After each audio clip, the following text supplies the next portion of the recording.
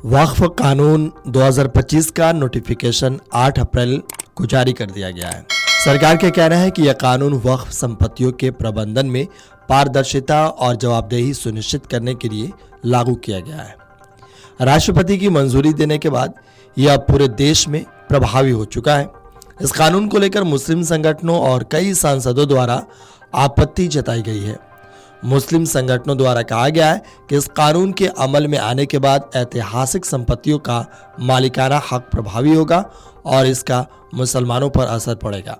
AIMIM सांसद असदुद्दीन ओवैसी ने कहा कि इस कानून के लागू होने के बाद संभल स्थित जामा मस्जिद को लेकर कि वक्फ संशोधन कानून 2025 लागू होने के बाद संभल का जामा मस्जिद वक्फ की संपत्ति नहीं रह जाएगी। ओवैसी ने इस दरमियान एक कानून का भी हवाला दिया। इस कानून पर जिस दिन राष्ट्रपति हस्ताक्षर हुई संभल की जामा मस्जिद वक्फ नहीं रहेगी, क्योंकि संभल की मस्जिद जो है वो ASI में संरक्षित साइट है, इसलिए संभल की मस्जिद चली गई न वक्फ से।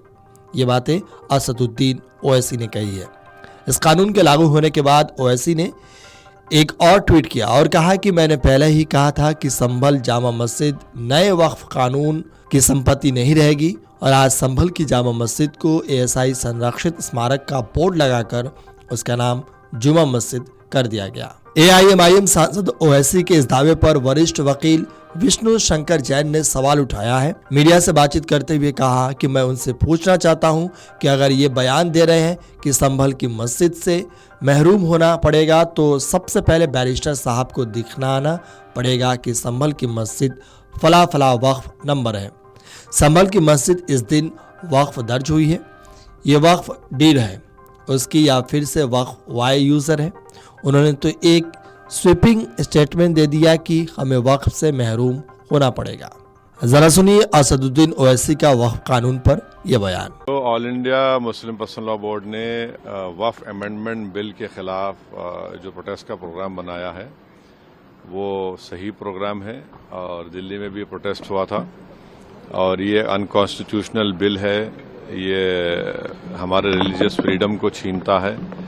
ये मुसलमानों के वक्फ बोर्ड में नॉन मुस्लिम्स को मेंबर बनाकर उनके उसके एडमिनिस्ट्रेशन में, उसके चलाने में एक रुकावट पैदा करता है। तो ये वायलेशन है आर्टिकल 14 का, आर्टिकल 26 का और आर्टिकल 25 का।